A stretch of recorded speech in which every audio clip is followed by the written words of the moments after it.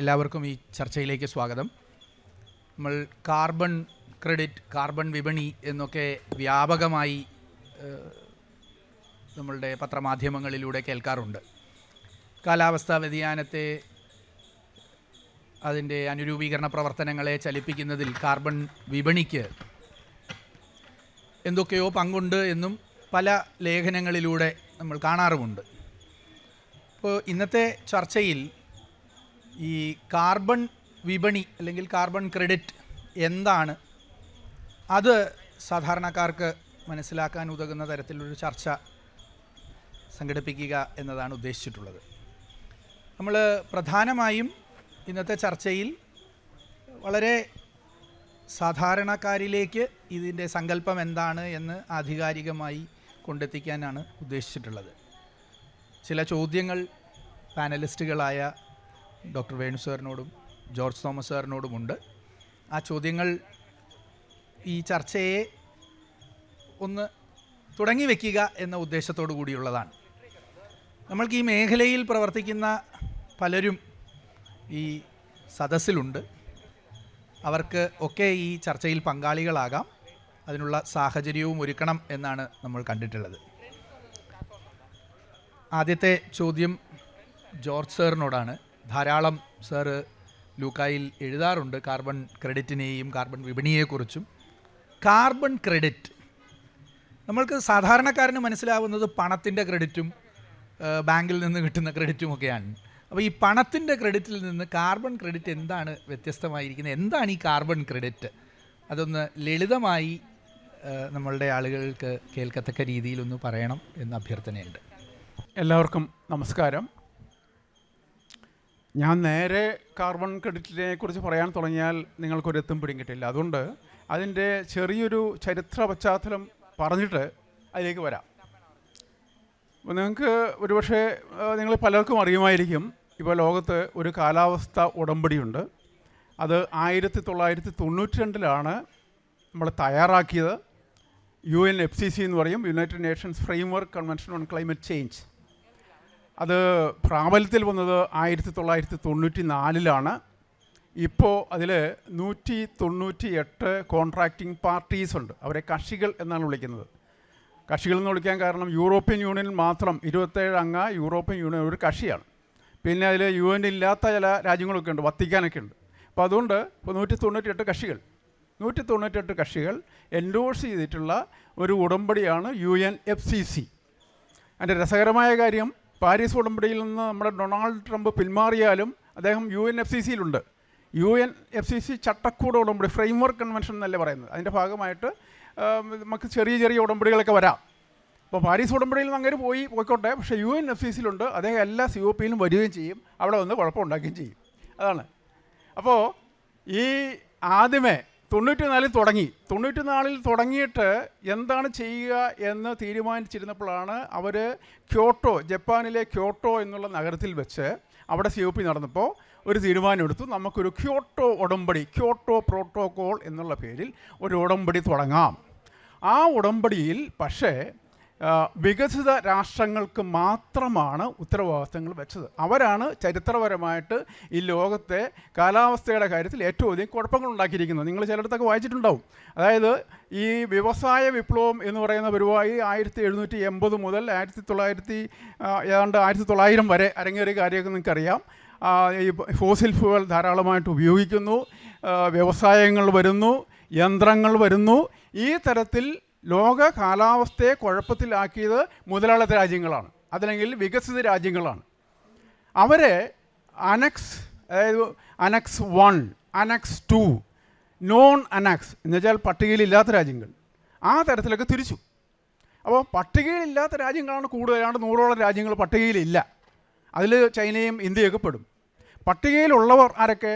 ഏറ്റവും പ്രധാനപ്പെട്ടവർ അമേരിക്കയും എന്നുവെച്ചാൽ USA, യൂറോപ്പ്, ജപ്പാൻ, ഇത്തരം രാജ്യങ്ങൾക്ക് കൂടുതൽ ഉത്തരവാദിത്വം കൊടുത്തു. അതായത് അവർ ഒരു അതിൻ്റെ ക്യോട്ടോ പ്രോട്ടോക്കോളിൻ്റെ ഇംപ്ലിമെൻറ്റേഷൻ പീരീഡ് 2008 മുതൽ 2012 വരെ ആയിരുന്നു. അതിനു മുമ്പ് തന്നെ നടപടിക്രമങ്ങളൊക്കെ തുടങ്ങിയതാണ്. ഭയങ്കരമായ ഉടക്കും പരിപാടികളും ഒക്കെ വന്ന് താമസിച്ച് 2008 മുതൽ 2012 ആകുമ്പോൾ അവരുടെ എമിഷനിൽ 6, 7, 8%, ചുരുങ്ങിയത് 7% കാർബൺ ഡയോക്സൈഡ് എമിഷൻ കുറയ്ക്കണം, അല്ലെങ്കിൽ ഗ്രീൻ ഹൗസ് ഗ്യാസ് എമിഷൻ കുറയ്ക്കണം എന്നൊരു നിബന്ധന വെച്ചു. അങ്ങനെയാണ് തുടങ്ങിയത്. ഈ തുടങ്ങിയ സമയത്തൊക്കെ അതിനകത്ത് അമേരിക്ക ഒപ്പിട്ടെങ്കിലും അവസാനം അമേരിക്ക അതിനകത്ത് പിന്മാറി. ക്യോട്ടോ പ്രോട്ടോക്കോളിൽ അമേരിക്കയില്ല. പിന്നെ അതിന് പുറമെ കാനഡയും ആസ്ട്രേലിയക്ക് പിന്മാറി. പിന്നെ ബാക്കിയുള്ളവരാണ് അത് കൊണ്ട് നടന്നത്. ഇപ്പോൾ 2012 കഴിഞ്ഞു. ക്യോട്ടോ പ്രോട്ടോക്കോളിൽ ഇങ്ങനെ ഒരു വലിയ ക്രിറ്റിസിസം വന്നതുകൊണ്ട് അവരൊരു തീരുമാനമെടുത്തു, നമുക്ക് കുറച്ചുകൂടി കാര്യങ്ങൾ എളുപ്പമാക്കാൻ വേണ്ടിയിട്ട് 3 സംഭവങ്ങൾ അതിനകത്ത് കൊണ്ടുവന്നു. അവിടെയാണ് ഈ കാർബൺ ക്രെഡിറ്റ് വരുന്നത്. Joint implementation, international trading mechanism, clean development mechanism, ഇങ്ങനെയൊക്കെ കേൾക്കുമ്പോൾ നമ്മുടെ ആൾക്കാർക്ക് അത്ര പെട്ടെന്ന് പിടിയിട്ടില്ല. CDM എന്ന് പറഞ്ഞ പരിപാടി, അതായത് ഈ വികസിത രാജ്യങ്ങൾ വികസ്വര രാഷ്ട്രങ്ങളിൽ, ഇന്ത്യയെ പോലുള്ള രാജ്യങ്ങളിൽ പ്രൊജക്റ്റുകൾ ചെയ്ത് അവിടെ അവർ കാർബൺ ഡയോക്സൈഡ് എമിഷൻ കുറയ്ക്കും. ഇപ്പോൾ നമ്മൾ ഉദാഹരണം പറഞ്ഞു കഴിഞ്ഞാൽ, ഇപ്പോൾ ക്ലീൻ കുക്ക് സ്റ്റൗ ഒരു ഉദാഹരണം പറയാം. നമ്മൾ ഈ വടക്കേ ഇന്ത്യയിലൊക്കെ ആണെങ്കിൽ ഈ സ്റ്റൗ ഭയങ്കരമായിട്ട് കാർബൺ ഡയോക്സൈഡ് മീഥേനൊക്കെ എമിറ്റ് ചെയ്യുന്ന സംഭവമല്ലേ, അത് കുറയ്ക്കുന്ന തരത്തിലുള്ളൊരു സാധനം. അതിന് അങ്ങനെയുള്ള പരിപാടികൾക്ക് ഫണ്ട് ചെയ്യുന്ന പ്രൊജക്റ്റുകൾ ഉണ്ടാക്കി അതിന് ഫൈനാൻസ് ചെയ്യുന്ന ഒരു പരിപാടിയാണ് ക്ലീൻ ഡെവലപ്മെൻറ്റ് മെക്കാനിസം, CDM. അങ്ങനെയാണ് ഈ കാർബൺ ക്രെഡിറ്റ് എന്ന് പറയുന്ന പരിപാടി ആദ്യമേ വരുന്നത്. പിന്നെ ജോയിൻ്റ് ഇംപ്ലിമെൻറ്റേഷനും നേരത്തെ പറഞ്ഞ ഇൻ്റർനാഷണൽ ട്രേഡിംഗ് മെക്കാനിസവും ഒക്കെ ആ മുതലാളിത്ത രാജ്യങ്ങൾക്ക് അന്യോന്യം ചെയ്യാൻ പറ്റുന്ന കാര്യങ്ങളായിട്ടാണ് വെച്ചിരുന്നത്. ഇപ്പോൾ അമേരിക്കയും ഇംഗ്ലണ്ടും തമ്മിലുള്ള ഒരു നീക്കുപോക്ക്, അല്ലെങ്കിൽ അമേരിക്കയും ജപ്പാനും തമ്മിലുള്ള നീക്കുപോക്ക്, അതൊക്കെ അവസാനം എന്തുണ്ടായി, നമ്മൾ ഈ മറ്റേ കാർബൺ ക്രെഡിറ്റ് മാർക്കറ്റ് എന്ന് പറയുന്ന ഒരു പ്രസ്ഥാനത്തിലേക്ക് നയിക്കുകയാണ് ഉണ്ടായത്. അപ്പോഴാണ് ചിക്കാഗോ ക്ലൈമറ്റ് എക്സ്ചേഞ്ച്, അല്ലെങ്കിൽ ലണ്ടൻ ക്ലൈമറ്റ് എക്സ്ചേഞ്ച് എന്നൊക്കെ പറഞ്ഞുകൊണ്ട് എക്സ്ചേഞ്ചുകളൊക്കെ വരികയും ഈ സംഗതികളിൽ, അപ്പോൾ ഇവിടെ ഇപ്പോൾ നമ്മൾ ഈ സ്റ്റോക്ക് എക്സ്ചേഞ്ചസിൽ വില കൂടുന്ന മാതിരി ഈ കാർബൺ ക്രെഡിറ്റിൻ്റെ വില സ്ഥിരമല്ല, വില കൂടുകയും കുറയുകയും ചെയ്യും. അതുപോലെ ഉണ്ടാക്കുന്ന പ്രൊജക്റ്റിനനുസരിച്ചും വിലയിൽ വ്യത്യാസം വരും. പെർമനൻസ് കൂടിയ പ്രോജക്റ്റുകൾക്ക് കൂടുതൽ വില കിട്ടും. അതായത് ഈ ഉണ്ടാക്കുന്ന കാർബൺ സീക്വസ്റ്റർ ചെയ്തുണ്ടാക്കുന്ന സംഗതികൾ കൂടുതൽ കാലം നിൽക്കുകയാണെങ്കിൽ അതിന് കൂടുതൽ വില കിട്ടും. ചിലപ്പോൾ 2-3 വർഷം കഴിയുമ്പോൾ ചിലപ്പോൾ അത് കാർബൺ ആകാശത്തേക്ക് പോവുകയാണെങ്കിൽ അതിന് വില കുറഞ്ഞു പോകും. അങ്ങനെയൊക്കെയാണ് അതിൻ്റെ തുടക്കം. 2012 ശേഷം എന്നുണ്ടായി, ക്യോട്ടോ പ്രോട്ടോക്കോൾ കഴിഞ്ഞു. പിന്നെ ഒരു സന്നിഗ്ധാവസ്ഥ വന്നു. എന്ത് ചെയ്യണമെന്ന് ലോകത്തിന് അറിയാൻ മേലാത്തൊരവസ്ഥ വന്നു. ഒത്തിരിയധികം കോപ്പൻഹേഗനിലും ബാലിയിലും അങ്ങനെയുള്ള സ്ഥലത്തൊക്കെ വെച്ചുള്ള ചർച്ചകളുടെ അടിസ്ഥാനത്തിൽ പാരീസ് ഉടമ്പടി എന്ന് പറയുന്ന സംഭവം കൊണ്ടുവന്നു. പാരീസ് ഉടമ്പടി 2015 ഇതിനകം തന്നെ ക്യോട്ടോ പ്രോട്ടോക്കോളിൻ്റെ കാർബൺ ക്രെഡിറ്റ് മെക്കാനിസം അവസാനിച്ചു. അപ്പോഴാണ് വോളണ്ടറി ക്രെഡിറ്റ്, സന്നദ്ധ വിപണി എന്ന് പറയുന്ന ഒരു പരിപാടി പൊന്തി വന്നു. സന്നദ്ധ വിപണി എന്ന് പറയുന്നത് ആരെയും ബോധ്യപ്പെടുത്താനൊന്നും അല്ല. അപ്പോൾ ഒരു കമ്പനിക്ക് വിചാരിക്കുകയാണ്, ഞങ്ങൾ പരിസ്ഥിതിപരമായിട്ട് ഞങ്ങൾ ഭയങ്കര എൻവയോൺമെൻറ്റ് ഫ്രണ്ട്ലിയാണ്, അല്ലെങ്കിൽ കാർബൺ ഫ്രണ്ട്ലിയാണ് എന്ന് കാണിക്കാൻ വേണ്ടിയിട്ട് ഞങ്ങൾ കുറേ കാശ് മുടക്കി വേറൊരു ഗ്രൂപ്പിന് അല്ലെങ്കിൽ വേറൊരു പദ്ധതിക്ക് കാശ് കൊടുത്ത് ആ പരിപാടി ചെയ്യിപ്പിക്കുന്നു. അങ്ങനെ ചെയ്യാം. അങ്ങനെയാണ് ഈ വോളണ്ടറി കാർബൺ വിപണി ഉണ്ടാകുന്നത്. അപ്പോൾ ഈ വോളണ്ടറി കാർബൺ വിപണി ഉണ്ടാകുന്നത് സർക്കാരിൻ്റെ അധീനതയിലല്ല, അത് പ്രൈവറ്റാണ്. അതിന് ധാരാളം കമ്പനികൾ പൊന്തി വന്നു. ആ കമ്പനികളുടെ പേരാണ് സ്റ്റാൻഡേർഡ് സൃഷ്ടിക്കുന്നവർ. Gold Standard, Verra, Puro Earth, Climate Action Reserve, American കമ്പനിയാണ് കേട്ടോ. അങ്ങനെയുള്ള കമ്പനികളൊക്കെ പൊന്തി, അവരാണ് സ്റ്റാൻഡേർഡ് നിർണ്ണയിക്കുന്നവർ. ഇന്ന പോലെ ആയിരിക്കണം, അഡീഷണാലിറ്റി വേണം, പെർമനൻസ് വേണം, ലീക്കേജ് ഉണ്ടാകാൻ പാടില്ല എന്നൊക്കെ പറഞ്ഞുകൊണ്ടുള്ള കണ്ടീഷൻസോട് കൂടിയിട്ട് ഇതിനെ സർട്ടിഫൈ ചെയ്യാനുള്ള സംവിധാനം കൊണ്ടുവന്നു. പക്ഷേ ഞാൻ നേരത്തെ പറഞ്ഞ പോലെ ഇത് വോളണ്ടറി ആണ്, നിർബന്ധമില്ല. ഇപ്പോൾ നമ്മൾ ഇടയ്ക്കിടയ്ക്ക് കാണാറില്ല, അമേരിക്കൻ ഇഷൽ എന്ന് പറയുന്ന കമ്പനി അവിടെ ഫോറസ്റ്റിൽ അല്ലെങ്കിൽ ട്രീ പ്ലാന്റിങ്ങിന് വേണ്ടി ധനസഹായം ചെയ്യുന്നതൊക്കെ നമ്മൾ കാണുന്നുണ്ടല്ലോ. അപ്പോൾ അങ്ങനെ ട്രീ പ്ലാന്റിങ് നടത്തി കഴിഞ്ഞാൽ ഷെല്ല് കാശ് കൊടുക്കും ആർക്ക്? ട്രീ പ്ലാന്റ് ചെയ്യുന്നവർക്ക്. അങ്ങനെയാണ് അതിൻ്റെ ആ സംവിധാനം. അപ്പോൾ പാരീസ് ഉടമ്പടി വന്നപ്പോൾ എന്നുണ്ടായി, പാരീസ് ഉടമ്പടിയിൽ രാജ്യങ്ങൾ തീരുമാനിച്ചു ഇത് വോളണ്ടറി ആയിട്ട് പോയാൽ പോരാ, ഇതിനൊരു ഇൻസ്റ്റിറ്റ്യൂഷണലൈസേഷൻ വേണം. ആ ഇൻസ്റ്റിറ്റ്യൂഷണലൈസേഷൻ ഈ പാരീസ് ഉടമ്പടി എന്ന് പറഞ്ഞാൽ 29 ആർട്ടിക്കിൾസ് ഉണ്ട്. ഈ പാരീസ് ഉടമ്പടിക്ക് 29 ആർട്ടിക്കിൾസ്. അതിൽ ആർട്ടിക്കിൾ 6 ആർട്ടിക്കിൾ 6 ഈ കാർബൺ ക്രെഡിറ്റിനെ കുറിച്ച് ഉപയോഗിക്കുന്നത്. ആർട്ടിക്കിൾ 6.2, 6.4, 6.8 സബ് വിഭാഗങ്ങളാണ്. അത് പഴയ ക്യോട്ടോ പ്രോട്ടോക്കോൾ ഉണ്ടായ ഒരു 3 സംഭവം ഞാൻ പറഞ്ഞല്ലോ, അതിൻ്റെ ഏതാണ്ട് റെപ്ലിക്ക മാതിരിയാണ് വരുന്നത്. ഈ 29 ആർട്ടിക്കിളിൽ 28 ആർട്ടിക്കിളും നടപ്പിലാക്കിയിരുന്നു. 29 ഇതിപ്പോൾ ആർട്ടിക്കിൾ 6 ഈ ആർട്ടിക്കിൾ 6 ഒഴിച്ച് ബാക്കിയല്ല. ഈ ആർട്ടിക്കിൾ 6 നടപ്പിലാക്കിയത് ഈ കഴിഞ്ഞ അസർബൈജാനിലെ ബാക്കു COP 29 അത് നടപ്പിലാക്കാൻ തീരുമാനിച്ചു. ഒരു ഉന്നതതല സമിതിയെ അത് എന്ത് ചെയ്യണം, എങ്ങനെ ചെയ്യണം, അതാരാണ് സൂപ്പർവൈസ് ചെയ്യുക, അത്തരം കാര്യങ്ങളൊക്കെ ഏൽപ്പിച്ച് അങ്ങനെ നിൽക്കുന്നു. ഇതിനുള്ളിൽ ഇന്ത്യ ഗവൺമെൻറ് കുറേ പരിപാടികൾ ഇതിനുള്ള ഗ്രൗണ്ട് വർക്കൊക്കെ ചെയ്തിട്ടുണ്ട്. ഈ പാരീസ് ഉടമ്പടിയിലെ 6.4 ഉൾപ്പെടുത്തേണ്ട കാര്യങ്ങൾ എന്തൊക്കെ ആയിരിക്കണം എന്ന് പറഞ്ഞുള്ള ഒരു നോട്ട് കൊടുത്തു. ഇതുകൂടാതെ തന്നെ നമ്മൾ ഇന്ത്യൻ കാർബൺ മാർക്കറ്റ് കൊണ്ടുവരാനുള്ള സംവിധാനങ്ങൾ നമ്മൾ ചെയ്തിട്ടുണ്ട്. അതിൽ തന്നെ കംപ്ലയൻസ് മാർക്കറ്റ്, പിന്നെ വോളണ്ടറി മാർക്കറ്റ്. കംപ്ലയൻസ് എന്ന് പറഞ്ഞാൽ നിർബന്ധപൂർവം ചില വ്യവസായങ്ങൾ തുടങ്ങിയാൽ അതായത് കാർബൺ ഡൈ ഓക്സൈഡ് എമിഷൻ കൂടുതൽ ഉണ്ടാക്കുന്ന വ്യവസായങ്ങളാണെങ്കിൽ അവർ പരിഹാരം ചെയ്യണം, അവർ ക്രെഡിറ്റ് വാങ്ങണം, അങ്ങനെയൊക്കെ പറഞ്ഞുകൊണ്ടുള്ള അതിന് പാറ്റ് എന്ന് പറഞ്ഞ് പെർഫോം, അച്ചീവ് ആൻഡ് ട്രേഡ് എന്നൊക്കെ പറഞ്ഞുള്ള പേരുകളൊക്കെ പറയും. അങ്ങനെയുള്ള സംഭവങ്ങളൊക്കെ ഉണ്ട്. അതൊക്കെ റെഗുലേറ്റ് ചെയ്യാൻ വേണ്ടിയിട്ടാണ് ഇന്ത്യൻ കാർബൺ മാർക്കറ്റിൻ്റെ CCTS കാർബൺ ക്രെഡിറ്റ് ട്രേഡിംഗ് എന്ന് പറയുന്ന സംഭവങ്ങളൊക്കെ തുടങ്ങി വെച്ചിരിക്കുന്നത്. അതുമൊക്കെ 2016 ഇൻസ്റ്റിറ്റ്യൂഷനിൽ ചെയ്യാം, അല്ലെങ്കിൽ ഓപ്പറേഷൻസ് ചെയ്യാൻ പോകുള്ളൂ.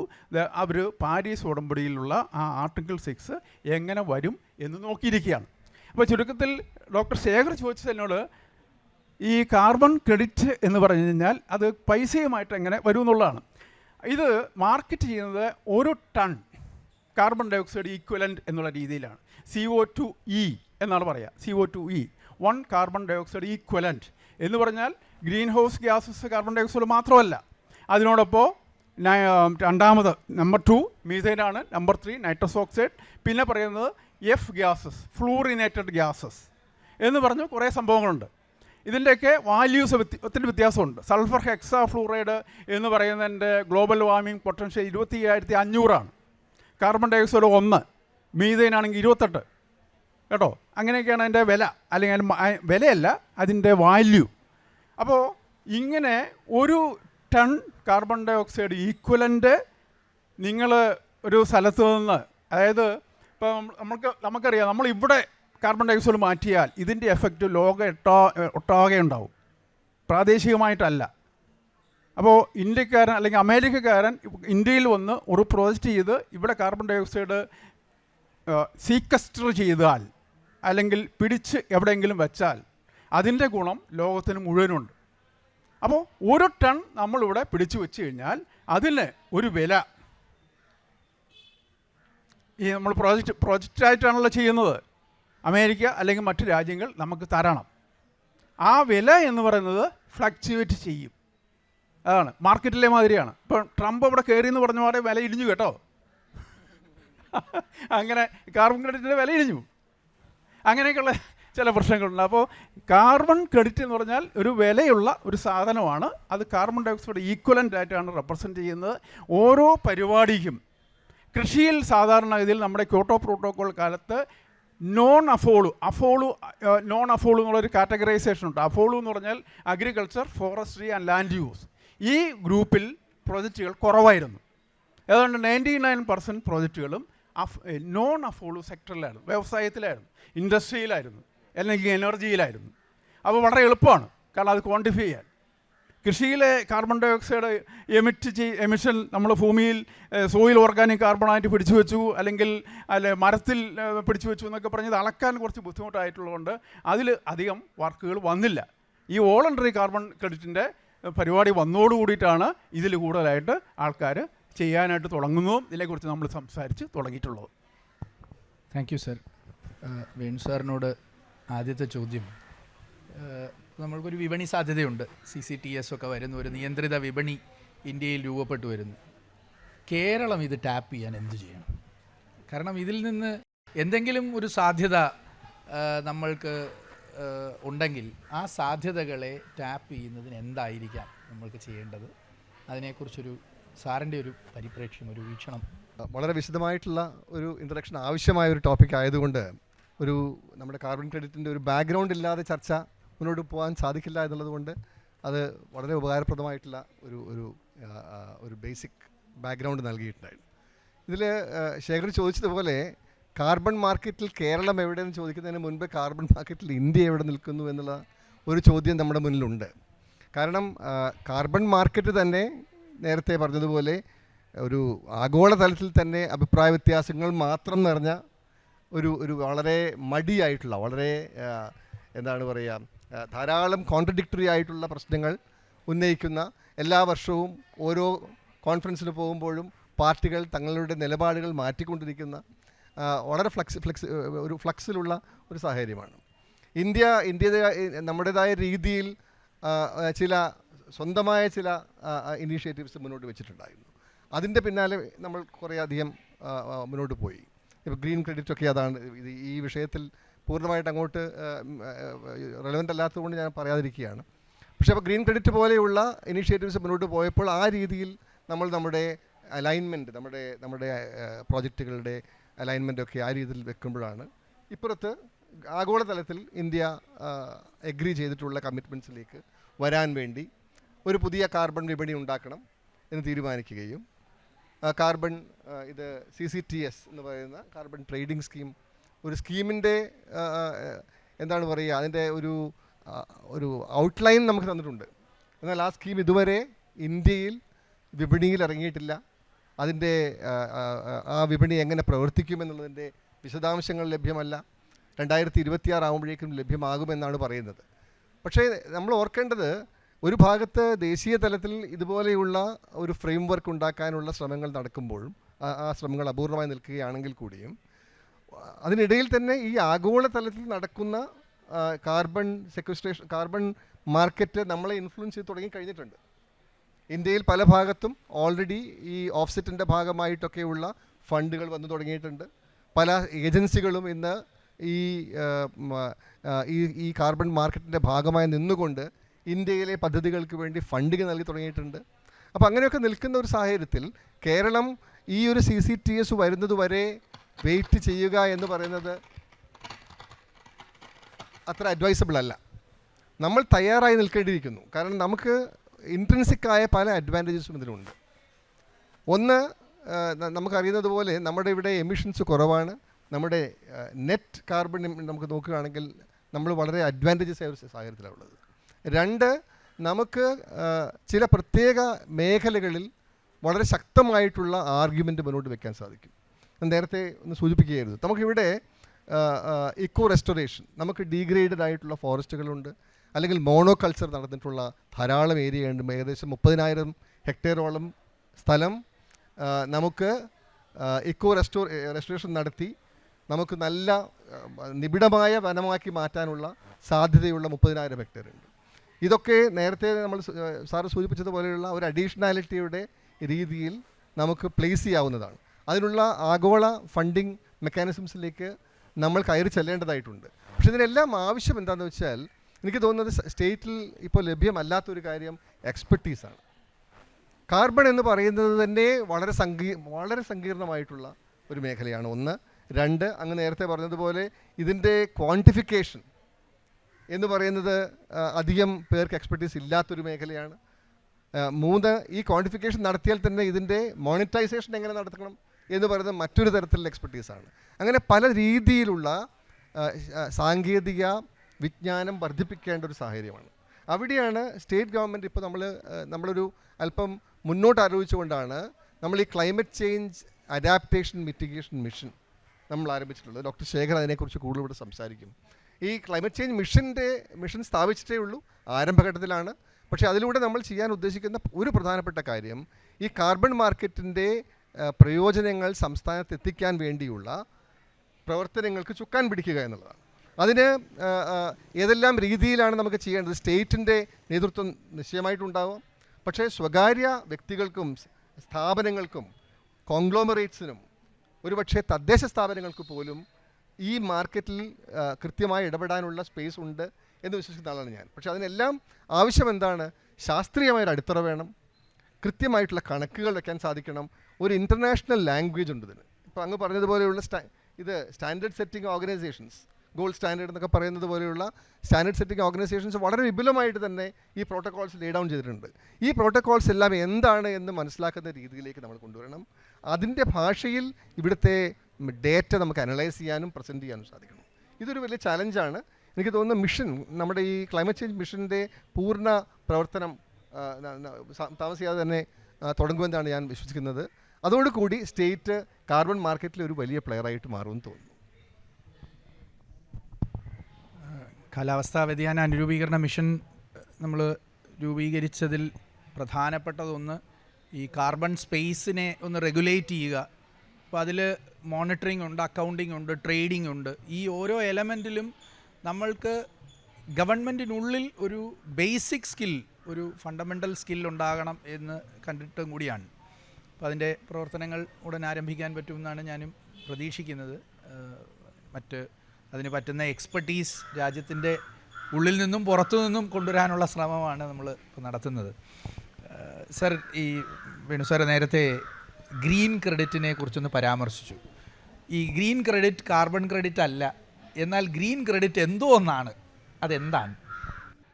നമ്മുടെ ബഹുമാന്യനായ പ്രധാനമന്ത്രി നരേന്ദ്രമോദിജി ഗ്ലാസ്ഗോയിൽ COP26 പങ്കെടുക്കുകയുണ്ടായി. അപ്പോൾ അദ്ദേഹം അങ്ങോട്ടേക്ക് പോകുമ്പോൾ 1-2 കാര്യങ്ങൾ കയ്യിൽ കൊണ്ടുപോയിരുന്നു. ഒന്ന് ലൈഫ് സ്റ്റൈൽ ഫോർ എൻവയോൺമെൻറ്റ്, അതായത് ഇന്ത്യയുടെ പാരമ്പര്യവും ട്രഡീഷൻസും ഒക്കെ ഉൾക്കൊണ്ടുകൊണ്ട് ഇപ്പോൾ 2022 എന്ന് പറയുന്നത് നമ്മുടെ 75ാം സ്വാതന്ത്ര്യ ദിനത്തിൻ്റെ ഇതാണ്, 75ാമത്തെ വാർഷികം നമ്മൾ ആഘോഷിച്ചാണ്. അപ്പം 75 ഇനങ്ങൾ ലൈഫിൻ്റെ ഭാഗമായിട്ട് അദ്ദേഹം അവിടെ അവതരിപ്പിച്ചു. അതോടൊപ്പം തന്നെ അദ്ദേഹം ഈ ഗ്രീൻ ക്രെഡിറ്റും അവിടെ അവതരിപ്പിച്ചു.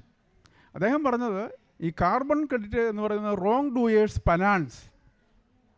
അങ്ങനെ ആ വെബ്സൈറ്റിൽ പോയാൽ നിങ്ങൾക്ക് അതിപ്പം വായിക്കാൻ പറ്റും. റോങ് ഡൂയേഴ്സ് ഫൈനാൻസ് ആണ്. അതുകൊണ്ട് എനിക്കിതിൽ വിശ്വാസമില്ല. അതുകൊണ്ട് ഗ്രീൻ ക്രെഡിറ്റ് എന്നുള്ള ഒരു പരിപാടി ഞാൻ ഇൻട്രൊഡ്യൂസ് ചെയ്യുകയാണ്. അത് എൻ്റെ ഉദ്യോഗസ്ഥന്മാരോട് ഞാൻ പറഞ്ഞിട്ടുണ്ട് ശരിയാക്കാൻ.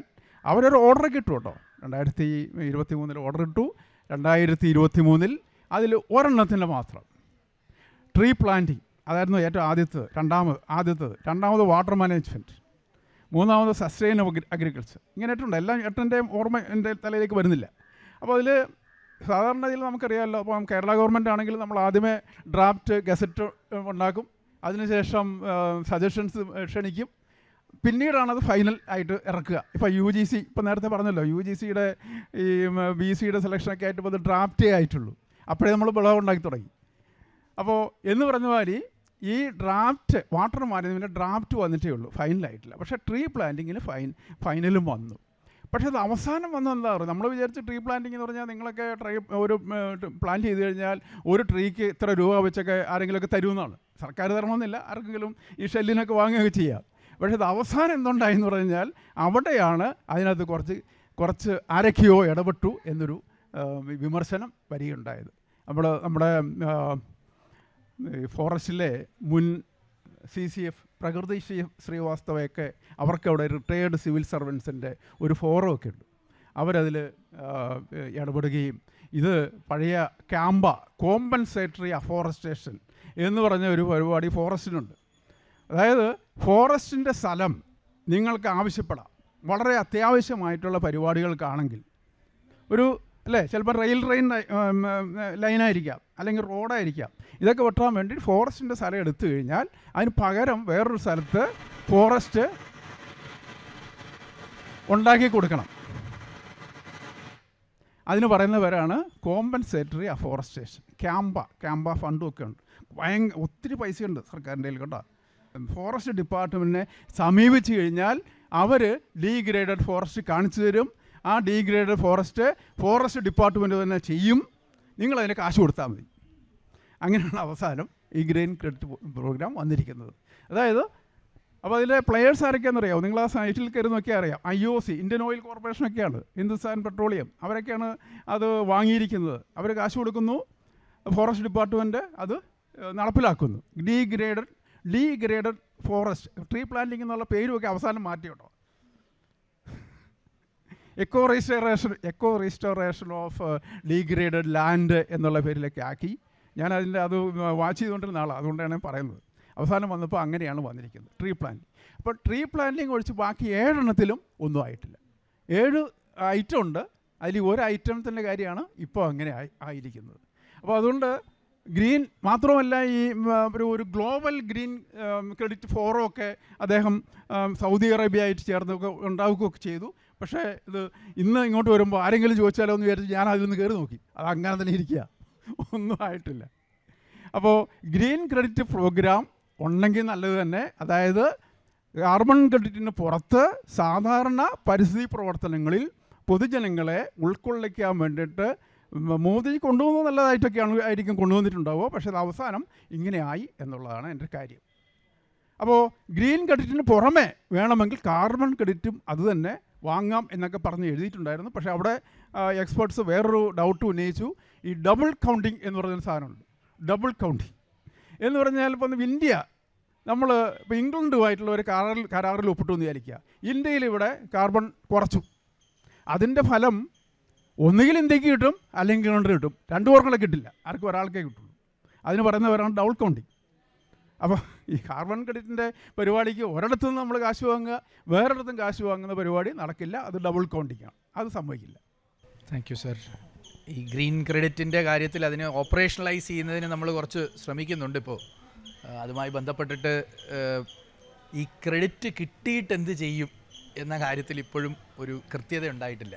ക്രെഡിറ്റ് കിട്ടി, നമ്മൾ പ്ലാൻ ചെയ്തു, കുറച്ച് പണം വന്നു, ട്രീ പ്ലാൻ ചെയ്തു, and then we acquire A credit. ഈ ക്രെഡിറ്റ് പിന്നെ എന്ത് ചെയ്യും? ഇതെങ്ങനെയാണ് നമ്മളുടെ പൊതുസമൂഹത്തിലേക്ക് എത്തിക്കുക? അതിലൊരു ക്ലാരിറ്റി ഇപ്പോഴും നമ്മൾക്ക് വന്നിട്ടില്ല. സാർ, ഇപ്പോൾ ലോകത്തിലെ കാലാവസ്ഥാ വ്യതിയാനത്തിൻ്റെ ചർച്ചകൾ ആരംഭിച്ചതിലും അതിൽ ധാരാളം ഗവേഷണങ്ങൾ നടത്തിയതിലും അമേരിക്കൻ ഗവേഷണ സ്ഥാപനങ്ങൾക്കും അമേരിക്കയിലെ ഗവേഷകർക്കും വലിയ പങ്കുണ്ടായിരുന്നു. ഒരു നിർണായകമായി വലിയ കണ്ടുപിടുത്തങ്ങളിലേക്ക് നമ്മളെ നയിച്ചിട്ടുണ്ട്. പക്ഷേ ഇപ്പോൾ നമ്മൾ കേൾക്കുന്നത് അമേരിക്കൻ ഗവൺമെൻറ് തന്നെ അതിനോട് പുറംതിരിയുന്ന ഒരു സമീപനമാണ്. അങ്ങനെ വരുമ്പോൾ എന്താണ് നമ്മൾ ഈ കാർബൺ ക്രെഡിറ്റ് എന്ന മേഖലയിൽ കാലാവസ്ഥാ വ്യതിയാനവുമായി ബന്ധപ്പെടുത്തി പ്രതീക്ഷിക്കേണ്ടത്? ഒരു ഭരണപരമായി എന്തിലേക്ക് ഇത് നയിക്കും, എന്താകും സംഭവിക്കുക? ഒരു ഗ്ലോബൽ ഔട്ട്ലുക്കിൽ ഇപ്പോൾ ഒരു സെറ്റ് ബാക്ക് ഉണ്ട് എന്നുള്ളത് നമ്മൾ അംഗീകരിച്ചേ പറ്റൂ. അതായത് പ്രസൻറ്റ് ഡിസ്പെൻസേഷൻ്റെ താല്പര്യം ഇതിനെയൊക്കെ ഡീബങ്ക് ചെയ്യുന്ന പോലെയാണ്, അല്ലെങ്കിൽ ഇതിനെ വിശ്വസനീയമല്ല എന്നുള്ളതാണ് ഇപ്പോൾ ഭരണത്തിലിരിക്കുന്ന ആൾക്കാരുടെ കാഴ്ചപ്പാട്. എനിക്ക് പറയാനുള്ളത്, കാലാവസ്ഥാ വ്യതിയാനം, അതുമായി ബന്ധപ്പെട്ട പ്രശ്നങ്ങൾ എല്ലാവരും കൂടിയിരുന്ന് ഒരു സഞ്ചിതമായ നമ്മുടെ അറിവിൻ്റെ ഒരു ഭാഗമായിട്ടാണ് നമുക്കിത് കിട്ടിയിട്ടുള്ളത്.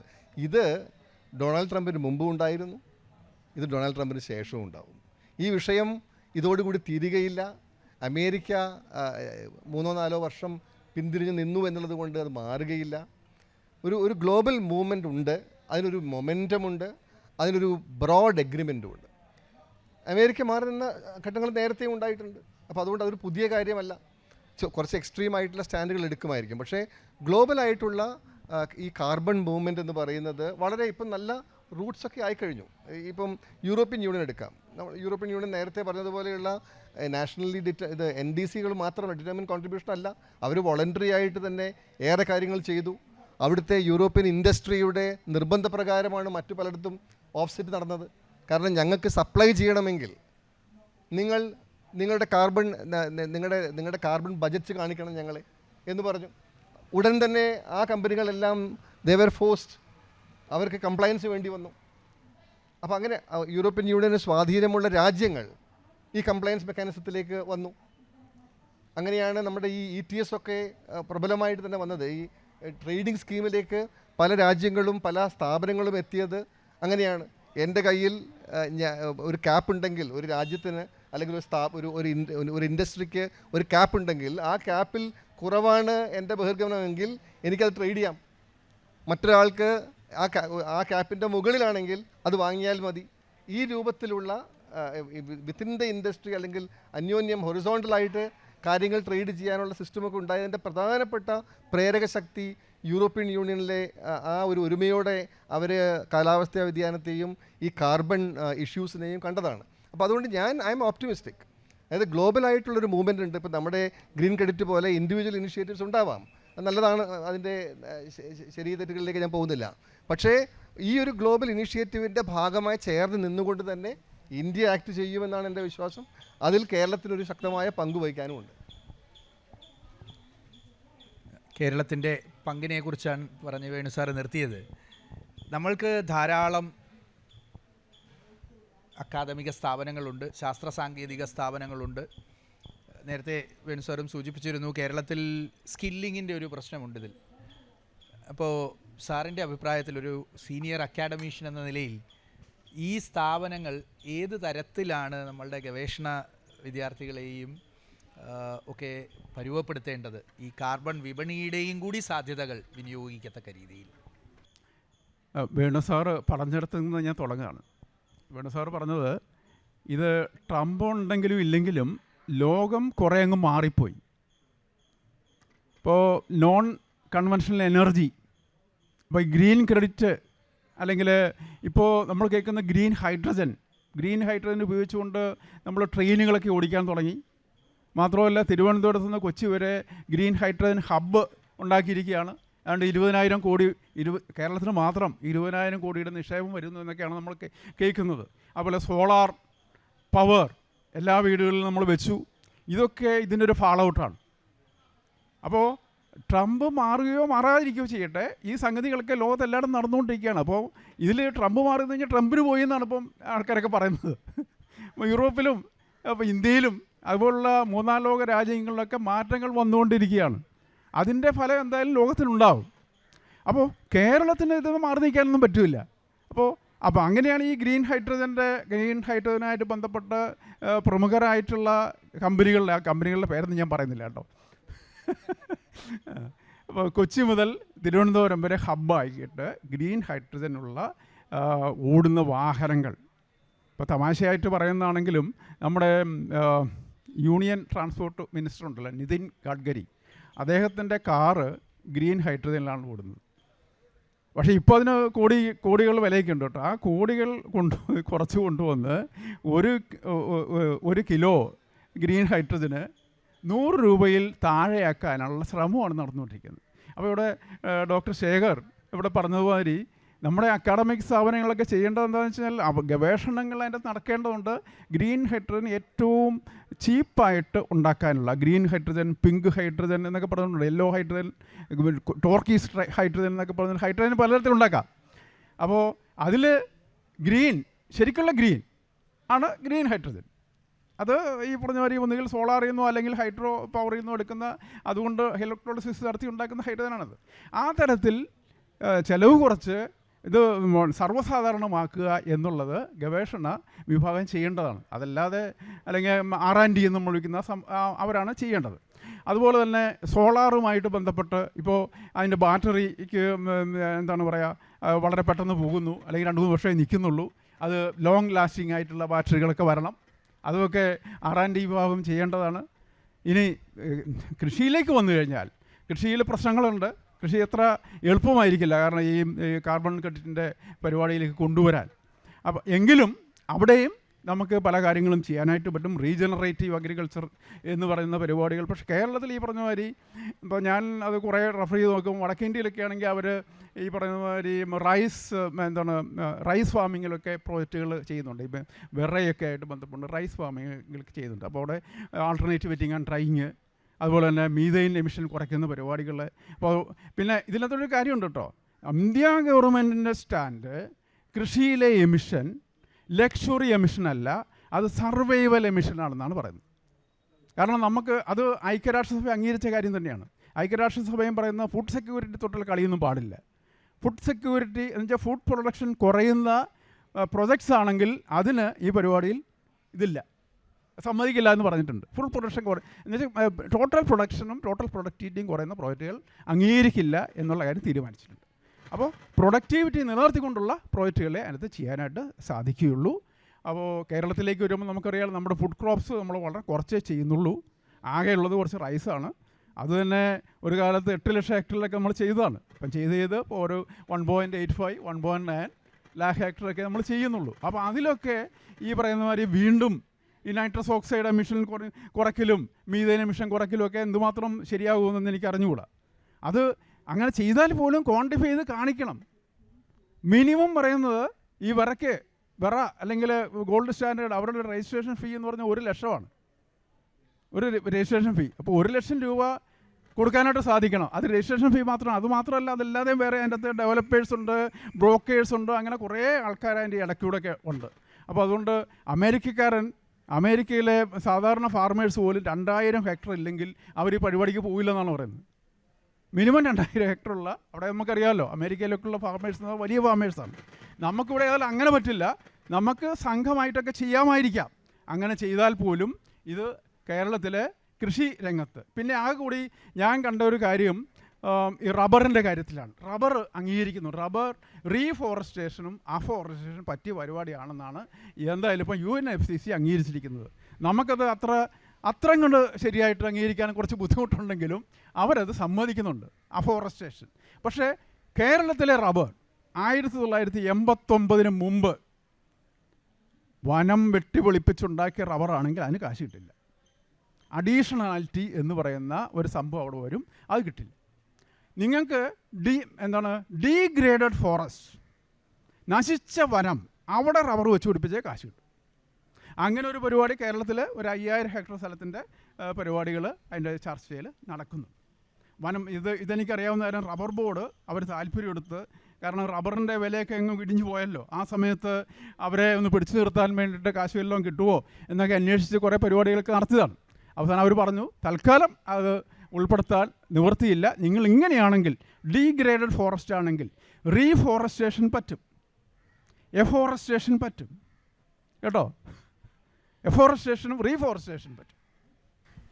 സാറിനോടുള്ള ഒരു ചോദ്യം, ഇൻസെൻറ്റിവൈസേഷൻ, പർട്ടിക്കുലർലി ഫിനാൻഷ്യൽ ഇൻസെൻറ്റീവ് ഇല്ലാതെ കാലാവസ്ഥാ സ്പേസിലേക്ക് സബ് സോവറൻസും വ്യക്തികളും ഇറങ്ങാതിരിക്കുന്നത് ശരിയാണോ?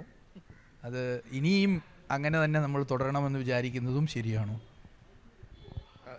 ഇത് കാർബണിൻ്റെ അപ്പുറത്തേക്കൊരു ചോദ്യമാണിത്. ഇത് നമ്മുടെ എത്തിക്സിൻ്റെ ഒരു പ്രശ്നമാണ്. നമ്മൾ ജീവിക്കുന്നത് ഒരു മലയാളിയായിട്ടാണോ, ഒരു ഇന്ത്യൻ ആയിട്ടാണോ, അതോ ഒരു ആഗോള ഒരു നമ്മുടെ എന്താ പറയുക ബില്യൺസ് ഓഫ് ഓർഗാനിസംസിൽ ഒരാളാണോ എന്നൊക്കെ ചോദിക്കുന്ന ഒരു വലിയ എത്തിക്കൽ വിഷയം ഇതിലുണ്ട്. കാരണം ഞാൻ കാണുന്നത് ഈ കാർബണുണ്ടോ, ഈ മാർക്കറ്റ് വികസിക്കുമോ, അതിൽ നിന്ന് കാശ് കിട്ടുമോ എന്നുള്ള ചോദ്യങ്ങളൊക്കെ നമ്മൾ ഈ ഭൂലോകത്തിൽ ജീവിക്കുമോ എന്നുള്ള ചോദ്യത്തിൻ്റെ മുന്നിൽ ചെറുതായി നിൽക്കുകയാണ്.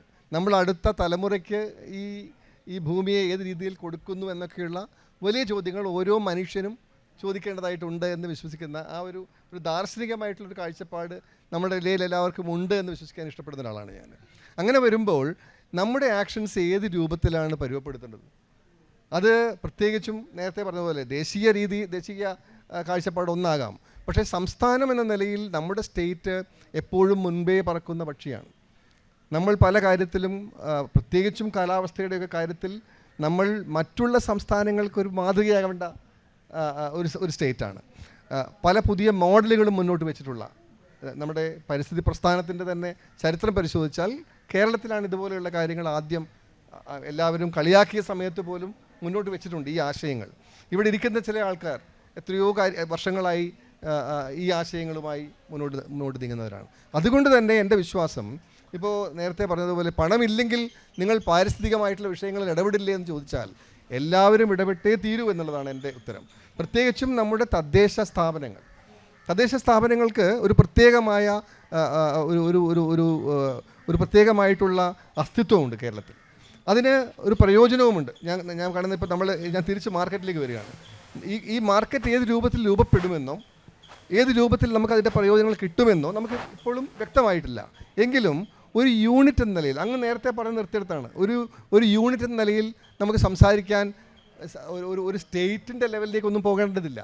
ഒരു പക്ഷേ കേരളത്തിലെ പല പഞ്ചായത്തുകളും അവരുടെ ശാസ്ത്രീയമായ അവരുടെ ഡേറ്റ അവർക്ക് അനലൈസ് ചെയ്യാൻ സാധിച്ചാൽ, അവർക്ക് കമ്പല്ലിംഗ് ആയിട്ടുള്ളൊരു ആർഗ്യുമെൻറ്റ് മുന്നോട്ട് വെക്കാൻ സാധിച്ചാൽ അവരൊക്കെ കാർബൺ മാർക്കറ്റിലെ പ്ലെയേഴ്സായി മാറും എന്നാണ് എൻ്റെ വിശ്വാസം. പക്ഷേ അത് മാർക്കറ്റ് തയ്യാറായിട്ട് ഞങ്ങൾ തയ്യാറാവുള്ളൂ എന്ന് പറയുന്നതിൽ അർത്ഥമില്ല.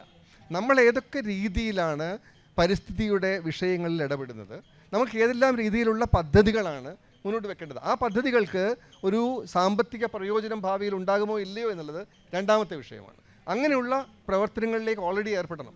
നമ്മളിപ്പോൾ ദുരന്ത നിവാരണ പദ്ധതികൾ ഓരോ തദ്ദേശ സ്ഥാപനങ്ങളുടെ ലെവലിലേക്ക് എത്തിച്ചു. നമ്മൾ നാളെ അതിനെ ക്ലൈമറ്റ് ചേഞ്ച് മിറ്റിഗേഷനിലേക്ക് എത്തിക്കുന്നു. നമ്മൾ അങ്ങനെ ക്ലൈമറ്റ് ചേഞ്ച് മിറ്റിഗേഷനിലേക്ക് എത്തിക്കുന്ന ഘട്ടത്തിൽ ഇതിന് ഏതെല്ലാം രീതിയിൽ സെക്വസ്ട്രേഷൻ നമുക്ക് കൊണ്ടുവരാൻ സാധിക്കും, ഏതെല്ലാം രീതിയിൽ ഓഫ്സെറ്റിലേക്ക് നമുക്ക് എത്താൻ സാധിക്കും എന്നുള്ളതിലേക്കൊക്കെ ഈ ചർച്ച നീളാനുള്ള ഒരു സ്കോപ്പ് ഞാൻ കാണുന്നുണ്ട്. ഇനി ഒരു സദസ്സിൽ നിന്നുള്ളൊരു ചർച്ചയാണ് പ്രതീക്ഷിക്കുന്നത്. ശ്രീധർ, എൻവയൺമെൻറ്റും ക്ലൈമറ്റ് സസ്റ്റൈനബിൾ അഗ്രികൾച്ചറായിട്ട് കുറച്ച് കാലമായിട്ട് പ്രവർത്തിക്കുന്നു. തണലുമായിട്ട് അസോസിയേറ്റ് ചെയ്ത് കുറേ കാലം വർക്ക് ചെയ്തു. ഇപ്പോൾ വേറെ കുറേ നാഷണൽ നെറ്റ്വർക്ക്സും കുറച്ച് 1-2 ഇൻ്റർനാഷണൽ നെറ്റ്വർക്ക്സും ഓർഗനൈസേഷൻസുമായിട്ട് റിലേറ്റ് ചെയ്തുകൊണ്ട് വർക്ക് ചെയ്യുന്നുണ്ട്. ഇതിനകത്ത് 2-3 ക്വസ്റ്റ്യൻസ് ആയിട്ട് വരുന്നതായിരിക്കാം, പക്ഷേ കമൻസും കൂടെയാണ്. ഫസ്റ്റ് ഓഫ് ഓൾ, ലോകത്തിപ്പോൾ മറ്റ് രാജ്യങ്ങൾ നോക്കിയാലും, ഇപ്പോൾ യൂറോപ്പിലെ ട്രേഡിംഗ് സിസ്റ്റം നോക്കിയാലും US നോക്കിയാലും വളർന്നു വരുന്ന പല സ്ഥലങ്ങളിൽ, ഇപ്പോൾ മലേഷ്യ ദർ അറ്റംപ്റ്റിങ് സംതിങ്, ഭയങ്കര ഡിഫിക്കൽട്ടായിട്ടാണ് അവരെല്ലാവരും ഫേസ് ചെയ്യുന്നത്. ഈ ഡാഷ്ബോർഡ് ഉണ്ടാക്കുകയും ഒക്കെ ചെയ്യുന്ന പ്രോസസ്സിൽ കോൺട്രവേഴ്സീസ് അത്രയും ഗാലറാണ് ഈ കാർബൺ ട്രേഡിംഗ് മാർക്കറ്റ്. അത് സാർ നേരത്തെ പറഞ്ഞ പോലെ അഡീഷണാലിറ്റിയുടെയും ഡബിൾ അക്കൗണ്ടിങ്ങിൻ്റെ ഒക്കെ കൂടെ ഇഷ്യൂസും ഒരുപാട് ഫേക്ക് സാധനങ്ങൾ വരുന്നതൊക്കെ കൂടെ ഇൻഡസ്ട്രി ആണെങ്കിൽ അതിനെ ഫോസ്റ്റർ ചെയ്തുകൊണ്ടിരിക്കുകയാണ്. കാരണം industry is very happy to get it cheap. അപ്പോൾ where is the cheapest thing എന്നുള്ളത് അവർ എപ്പോഴും നോക്കുന്നത് പോലെ നോക്കിക്കൊണ്ടിരിക്കുകയാണ്. ഈ ഹോൾ കാർബൺ മാർക്കറ്റ് സിസ്റ്റം തന്നെ ഇൻഡസ്ട്രി ഡ്രിവൺ ആയതുകൊണ്ട് തന്നെ സാറ് പറഞ്ഞതിനോട് ഞാൻ പൂർണ്ണമായി യോജിക്കുകയാണ്. അവസാനം പറഞ്ഞത്, നമ്മൾ സാധാരണക്കാരൻ എങ്ങനെയാണിത് ബാധിക്കുക എന്നുള്ള പോയിന്റ് ഓഫ് വ്യൂവിൽ നിന്നാണ് ഇത് നോക്കിയിരുന്നെങ്കിൽ ഇങ്ങനെ ആവില്ല. പക്ഷേ അങ്ങനെ ഒരു കാര്യവും നോക്കാൻ പറ്റുന്നില്ല എന്നുള്ളതാണ്. ലോകത്തെ ഓർഡർ അങ്ങനെയാണെന്നുള്ളതുകൊണ്ട്. So my point is this, that I think carbon trading at this point is a financial scam and a moral turpitude, moral issue ആണത്. അപ്പോൾ ഈ മോറൽ ഇഷ്യൂവിനെ കൗണ്ടർ ചെയ്യണം. ഇപ്പോൾ അമേരിക്ക കാണിച്ചേക്കുന്നത് ഒരു മോറൽ ക്വസ്റ്റ്യനാണ്. അവർ വാക്കൗട്ട് ചെയ്തേക്കുന്നതിന് കാരണമൊന്നുമില്ല. Moral, we think we have to do this എന്നുള്ളതാണ്. അപ്പോൾ what is the counter to it? The counter to it is also moral. അപ്പോൾ ഇന്ത്യ ഇപ്പോൾ ലൈഫ് മുമ്പോട്ട് വയ്ക്കുക, അല്ലെങ്കിൽ 6-7 പദ്ധതികൾ നമ്മൾ മുമ്പോട്ട് കൊണ്ടുപോകുക. We just have to take it forward irrespective of a carbon market or green trade or whatever. അപ്പോൾ അതൊരു പാരഡൈം ബിൽഡിംഗ് പ്രോസസ്സായിട്ട് വരണം എന്നുള്ളതാണ്. ക്ലാസിക്കലി എവിടെ നിന്ന് തുടങ്ങാൻ പറ്റും? കേരളത്തിൽ നിന്ന് തുടങ്ങാൻ പറ്റും. Now let me just say one point which is very, just an additionality to what you are saying. See, local panchayats ഇപ്പോൾ എത്രയോ പഞ്ചായത്തുകൾ carbon ന്യൂട്രലായി. What is the big deal? What have they gained by it? They have gained by it. Carbon ന്യൂട്രലായി, അത്ര തന്നെ കുറച്ച് പൈസ കിട്ടി carbon neutral ആയിക്കൊണ്ടിരിക്കുകയാണ്. പക്ഷേ that carbon neutrality is a contributory factor. അതേസമയം കേരളത്തിൽ ഇപ്പോൾ നടക്കുന്ന high end projects, big projects, buildings, constructions, NHS എല്ലാം എക്സ്ട്രീം കാർബൺ എമിറ്റിംഗ് ആണ്. അവരെ പോലും നമ്മൾ ഓഫ്സെറ്റ് ചെയ്യാനായിട്ട് ആവശ്യപ്പെടുന്നില്ല. അവരുടെ കാർബൺ അസസ്മെൻറ്റ്സ് നമ്മൾ നടത്താൻ തയ്യാറാവുന്നില്ല. അവരുടെ എമിഷൻസിന് സ്റ്റാൻഡേർഡ്സ് ഫിക്സ് ചെയ്യാൻ നമുക്ക് പറ്റിയിട്ടില്ല. അപ്പോൾ suppose we are able to do that, then the whole market thing can be localised into something.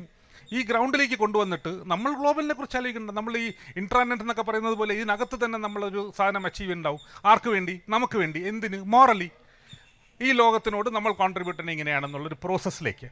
അതിന് കുറേ കൂടെ ഒരു എത്തിക്കാലിറ്റി എല്ലാം ഉണ്ട് അതിനകത്ത്.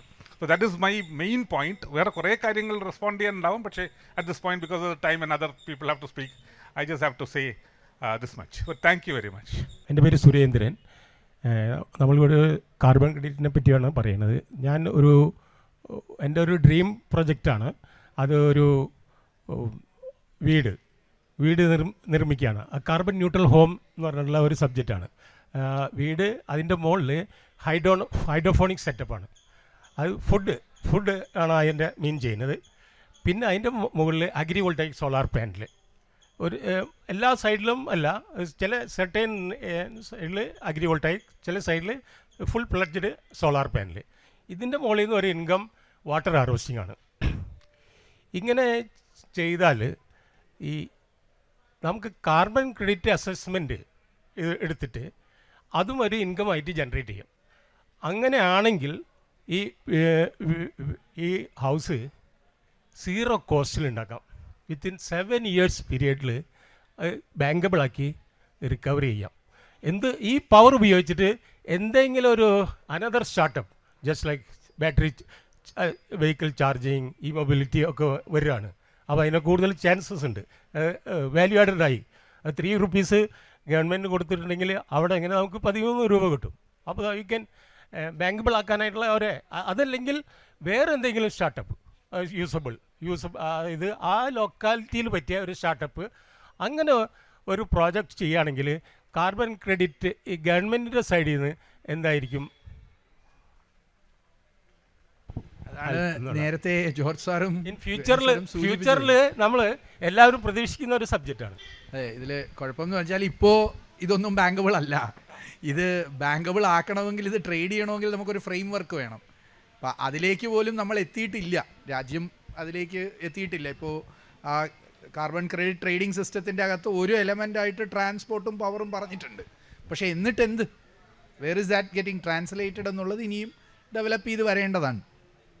അപ്പോൾ ഇതിൽ ഒരു പോയിൻ്റ്, ഈ കാര്യങ്ങളെല്ലാം വോളണ്ടറി ആയി കൂടി ചെയ്യുന്നതിൻ്റെ എത്തിക്കാലിറ്റിയെക്കുറിച്ചാണ് നേരത്തെ ശ്രീധർ സാറും വേണു സാറും ഒക്കെ പറഞ്ഞത്. അതും കൂടി നമ്മൾ ഉൾക്കൊള്ളേണ്ടി വരും. ഇനി എന്തെങ്കിലും ആരെങ്കിലും ഇതൊക്കെ കണ്ട് നമ്മൾക്ക് അതിൽ നിന്ന് എന്തെങ്കിലും ട്രേഡിന് ഒരു കുറച്ച് പൈസ തന്നാൽ നല്ല കാര്യം. കിട്ടിയില്ലെങ്കിലും നമ്മളിത് ചെയ്തില്ലെങ്കിൽ മാഴ്സിലോട്ടുള്ള ടിക്കറ്റ് എളുപ്പം എടുക്കേണ്ടി വരും. അതാണ് എനിക്കതിൽ പൊതുവിൽ പറയാനുള്ളത്. കാർബൺ ക്രെഡിറ്റ് എന്നുള്ളത് കുറച്ചും കൂടെ വിശാലമായൊരു സംഭവമാണ്. ഇതൊരു പ്രൊജക്റ്റ് രൂപേണ കേട്ടോ, ഒരു പ്രൊജക്റ്റ് രൂപേണ സർക്കാരിനോ അല്ലെങ്കിൽ ഇൻ്റർനാഷണൽ ബോഡിക്കോ ചിലപ്പോൾ സഹായിക്കാൻ സാധിച്ചേക്കാം. അത് നമ്മൾ എക്സ്പ്ലോർ ചെയ്ത് നോക്കേണ്ടി വരും. ഈ സ്പേസിൽ ഏറ്റവും ആവശ്യം ഇന്നോവേഷൻസാണ്. അതായത് ഏതെല്ലാം രീതിയിലാണ് നമ്മൾ എനർജി എഫിഷ്യൻ്റ് ആവുക, ഏതെല്ലാം രീതിയിലാണ് നമുക്ക് എനർജി നമ്മുടെ കാർബൺ ന്യൂട്രൽ ആവാൻ സാധിക്കുക, ഇങ്ങനെയുള്ള കാര്യങ്ങൾ അങ്ങ് പറയുന്നത് പോലെയുള്ള ഇത് പ്രൂഫ് ഓഫ് കോൺസെപ്റ്റ് ഉണ്ടാവണം നമുക്ക്. ഒരാൾ ചെയ്ത് 10 ആൾ ചെയ്താണ് ഇത് എല്ലായിടത്തേക്കും എത്തുക. അതുകൊണ്ട് അങ്ങയുടെ പ്രപ്പോസലിനെ ഞാൻ സ്വാഗതം ചെയ്യുകയാണ്. പക്ഷേ അതിനെ ഇപ്പം ഇന്നത്തെ ഒരു ഫ്രെയിം വർക്കിൽ എവിടെ ഫിറ്റ് ചെയ്യും എന്നുള്ളതിനെക്കുറിച്ചായിരിക്കാം ഒരുപക്ഷെ സംശയമുള്ളത്. മാഡം പറഞ്ഞോട്ടെ, സമയമില്ല. എൻ്റെ പേര് ഉഷ. ഞാൻ കുറച്ച് കാലങ്ങളായിട്ട് കാർഷിക മേഖലയിലാണ് വർക്ക് ചെയ്യുന്നത്. എനിക്ക് തോന്നിയതൊരു കാര്യം, ഈ കാർബൺ ക്രെഡിറ്റ് അല്ലെങ്കിൽ ഗ്രീൻ ക്രെഡിറ്റിനേക്കാൾ അപ്പുറം നമ്മളിപ്പോൾ കാർഷിക മേഖലയിൽ സസ്റ്റൈനബിൾ അഗ്രികൾച്ചറിൽ പ്രവർത്തിക്കുന്നവരെല്ലാം മുമ്പോട്ട് വയ്ക്കുന്ന ഒരു ആശയം പേയ്മെൻറ്റ് ഓഫ് ഇക്കോസിസ്റ്റം സർവീസസ് എന്നുള്ളതാണ്. ഇപ്പോൾ ഒരുപക്ഷെ കേരളത്തിൽ ഇപ്പോൾ നെൽകൃഷി ചെയ്യുന്നവർക്ക് ചെറിയ റോയൽറ്റി കൊടുക്കുന്നുണ്ട്. അത് അതിൻ്റെ ഭാഗമായിട്ട് തന്നെയാണെന്നാണ് മനസ്സിലാക്കുന്നത്. കേരളത്തിൻ്റെ ഒരു സാഹചര്യത്തിൽ നമ്മൾ 2-3 കാര്യങ്ങൾ, ഒന്ന് നമ്മുടെ ഫുഡ് സെക്യൂരിറ്റി, നമ്മൾ ഫുഡ് പ്രൊഡക്ഷൻ ഏറ്റവും താഴെ പോയ ഒരു സംസ്ഥാനമാണ്. അപ്പോൾ അതിൽ നമുക്ക് എന്തുമാത്രം തിരിച്ച് ബിൽഡ് ചെയ്യാൻ പറ്റും. ഇപ്പോൾ 100% എത്തണമെന്ന് ആരും പറയുന്നില്ല, പക്ഷേ നമുക്ക് എത്ര എത്താൻ പറ്റും? 50% എത്താൻ പറ്റും. അത് നെല്ലിൻ്റെ കാര്യത്തിലല്ല, നമുക്കിപ്പോൾ ഭക്ഷണം എന്ന് പറഞ്ഞാൽ അരി മാത്രമല്ല, അതിന് ഒരുപാട് സാധ്യതകൾ കേരളത്തിലുണ്ട്. ഒരുപാട് ചെറുപ്പക്കാർ വില്ലിങ് ആണ്. ഇതിനകത്ത് നമ്മളെപ്പോഴും പുതിയ ഇന്നൊവേഷൻ ഇല്ല, അല്ലെങ്കിൽ ടെക്നോളജി എല്ലാം ചെറുപ്പക്കാരല്ല ഇത് ഡെവലപ്പ് ചെയ്യുന്നത്. ആ ഡെവലപ്പ് ചെയ്യുന്ന കുട്ടികൾക്ക് ഇതിനകത്തൊരു സാധ്യതകൾ കണ്ടെത്താൻ വാസ്തവത്തിലും അത് കേരളം ഒട്ടും മുമ്പോട്ട് പോയിട്ടില്ല എന്ന് തന്നെ ഞാൻ പറയും. ഇപ്പോൾ നമ്മൾ കാർബൺ ന്യൂട്രൽ മീനങ്ങാടിയിൽ നമ്മൾ വർക്ക് ചെയ്തതാണ്. അപ്പോൾ അവിടെ നമ്മൾ മുഴുവനും എഞ്ചിനീയറിംഗ് കോളേജ് സ്റ്റുഡൻസും ഒക്കെ അല്ലെങ്കിൽ കോളേജ് സ്റ്റുഡൻസ് വെച്ചിട്ടാണ് കാർബൺ എമിഷൻ പോലും നമ്മൾ പഠിക്കുന്നത്. ഒരു പഞ്ചായത്തിൽ പഠിക്കാൻ പറ്റും എന്നുള്ളത് നമ്മൾ മനസ്സിലാക്കി. സബ് നാഷണൽ ലെവലിൽ ഡേറ്റ ഇല്ല. പക്ഷേ ഇപ്പോൾ കാർബൺ ന്യൂട്രൽ എന്ന് പറയുമ്പോൾ വെറുതെ ചെയ്യുകയാണ്. ഡേറ്റയൊന്നും ഇല്ലാതെ വെറുതെ എന്തോ ചെയ്യുന്നു, അതിനെ കാർബൺ ന്യൂട്രൽ എന്ന് പറയുകയാണ്. വാസ്തവത്തിലും നമ്മളെപ്പോഴും ശാസ്ത്രീയമായിട്ട് ചെയ്യണമെന്ന് പറയുമ്പോഴും ചെയ്യുന്നില്ല എന്നുള്ളതാണ് എനിക്ക് തോന്നുന്നു കേരളത്തിൻ്റെ ഏറ്റവും വലിയൊരു ന്യൂനത. അവിടെ നമുക്ക് എങ്ങനെ എത്തിക്കാൻ പറ്റും, അതിന് യുവാക്കളെ നമുക്ക് എങ്ങനെ സന്നദ്ധരാക്കി കൊണ്ടുവരാൻ പറ്റും എന്നുള്ളതാണ് ഒരുപക്ഷെ നമുക്ക് ലോകത്തിന് കാണിക്കാവുന്ന, അല്ലെങ്കിൽ ഇന്ത്യക്ക് കാണിക്കാവുന്ന ഒരു മാതൃക എന്ന് ഞാൻ വിശ്വസിക്കുന്നു. Thank you. ഒരു 2 കാര്യം, ഒന്ന് ഫ്ലാഗ് ഓഫ് ചെയ്യാനാണേ, ജസ്റ്റ് പോയിന്റ്സ് മാത്രം. നമ്മൾ കാർബൺ ന്യൂട്രൽ പറയുമ്പോഴും the rush is to get it neutral and then talk about the offsets. പക്ഷേ റിയൽ ക്രൈസിസ് ഇക്കോസിസ്റ്റംസ് ഡിസ്ട്രക്ഷനാണ്. കേരളത്തിൽ നോക്കിക്കഴിഞ്ഞാൽ ആവാസ വ്യവസ്ഥകൾ മൊത്തം തകർത്ത് തരിപ്പണമായിക്കൊണ്ടിരിക്കുന്നുണ്ട്, കുന്നു തൊട്ട് എല്ലാം. അപ്പോൾ ഇതങ്ങ് ഭയങ്കരമായിട്ട് ബ്ലാങ്കറ്റ് ചെയ്യാൻ ഈ ഇക്കോ റിസ്റ്റോറേഷൻ നമ്മൾ ചിന്തിക്കുന്നില്ല. നമ്മൾ SDMA ഉണ്ട്, അല്ലെങ്കിൽ ക്ലൈമറ്റിന് വേണ്ടി ഇത്രയും എഫേർട്സ് എടുക്കുന്നുണ്ട്. പക്ഷേ where is the ecosystems issue there, where is the biodiversity issue there, where is the farmer livelihood issues there. അത് കൊണ്ടുവരാതെ ഇതുകൊണ്ട് നമ്മൾ ഇതിനെ അങ്ങ് കട്ടൺ ചെയ്ത് കഴിഞ്ഞാൽ the problem doesn't get solve എന്നുള്ളതാണ്. ഞാൻ ഡോക്ടർ ഭാസ്കരൻ, കാർഷിക സർവകലാശാലയിൽ പ്രൊഫസറായിരുന്നു. അതിനുശേഷം സ്റ്റേറ്റ് എക്സ്പെർട്ട് അപ്രൈസൽ കമ്മിറ്റിയുടെ ചെയർമാനായിരുന്നു. എനിക്ക് 2 കാര്യങ്ങളെക്കുറിച്ചാണ് ഇവിടെ സൂചിപ്പിക്കാനുള്ളത്. ഒന്ന് ഒരു തിയററ്റിക്കലായിട്ടുള്ള കൺസെപ്റ്റാണ്. ഇപ്പോൾ ലോകമെമ്പാടും ചർച്ച ചെയ്യുന്ന ഒരു വിഷയം ഡീഗ്രോത്ത് കമ്മ്യൂണിസം എന്നാണ്. ഡീഗ്രോത്ത് കമ്മ്യൂണിസം അതിൻ്റെ എസൻസ് എന്ന് പറഞ്ഞാൽ നമ്മുടെ നാച്ചുറൽ റിസോഴ്സസിന് ഒരു ലിമിറ്റുണ്ട്, ഒരു പരിധി കഴിഞ്ഞ് കളിക്കാൻ പറ്റത്തില്ല എന്നുള്ളതാണ്. അത് തിരിച്ചറിഞ്ഞുകൊണ്ട് എങ്ങനെയാണ് സസ്റ്റൈനബിളായിട്ട് ഈ നാച്ചുറൽ റിസോഴ്സ് ഉപയോഗിക്കുക എന്നുള്ളത് സംബന്ധിച്ചുള്ള ഒരു ചർച്ചയാണ്. അതൊരു അക്കാഡമിക് ആസ്പെക്റ്റാണ്. രണ്ടാമത്തേത് കേരളത്തിനെ ബാധിക്കുന്ന വളരെ പ്രധാനപ്പെട്ട ഒരു ഇഷ്യൂ. ഇപ്പം നേരത്തെ ഡോക്ടർ ജോർജ് തോമസ് പറഞ്ഞു, റബ്ബർ റീപ്ലാന്റിങ് നടത്തിയാൽ അത് കാർബൺ ക്രെഡിറ്റിൽ കൊണ്ടുവരാൻ ഇൻ്റർനാഷണലി അക്സെപ്റ്റബിളാണ്. ഞാൻ പറയുന്നത് കേരളത്തിൽ ഇന്നിപ്പോൾ 6.5 ലക്ഷം ഹെക്ടറിൽ തെങ്ങ് കൃഷിയുണ്ട്. അതിൽ ബഹുഭൂരിപക്ഷവും മണ്ട പോയ തെങ്ങുകളാണ്. തെങ്ങിൻ്റെ ഉൽപ്പാദനക്ഷമത എന്ന് പറഞ്ഞാൽ ലോകത്തിലെ ഏറ്റവും കുറവുമാണ്. അങ്ങനെയാണെങ്കിൽ ഒരു റീപ്ലാന്റിങ് സ്കീം തെങ്ങിന് കൊണ്ടുവരികയാണെങ്കിൽ നമുക്ക് പച്ച പിടിക്കാനും പറ്റും, അതോടൊപ്പം കാർബൺ ക്രെഡിറ്റും സാധ്യമാണോ?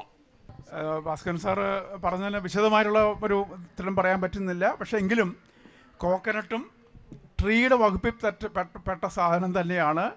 അത് ഈ പറയുന്ന കാർബൺ ക്രെഡിറ്റിന് അർഹമാണ്, ചെയ്യാവുന്നതാണ്. കാരണം നമ്മളെ കേരളത്തിൻ്റെ ഫോറസ്റ്റ് കവർ 64.2, 100% ആക്കാൻ പറ്റുള്ളൂ കേട്ടോ. 64.2 ഇപ്പോൾ ആൾറെഡി ഉണ്ട്. ഇന്ത്യയുടേത് 25.5, ഓർത്തോളൂ. ഇന്ത്യയുടെ ഫോറസ്റ്റ് കവർ 25.5, കേരളം 64.2. ഇത് നമ്മുടെ പ്ലാന്റേഷൻ ക്രോപ്പ് അല്ലാണ്ട് കൂട്ടിയിട്ടാണ്.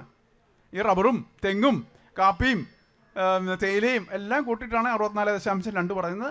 അതിൻ്റെ അടിസ്ഥാനത്തിലാണ് നമ്മുടെ ടോട്ടൽ സീക്വസ്ട്രേഷൻ 2.29 ബില്യൺ നമ്മൾ അച്ചീവ് ചെയ്ത് കഴിഞ്ഞു എന്ന് പറയുന്നത്. നമ്മുടെ ടാർഗറ്റ് 2.5 നമ്മുടെ ടാർഗറ്റ്. നമ്മൾ 2.29 ആൾറെഡി അച്ചീവ് ചെയ്ത് കഴിഞ്ഞു.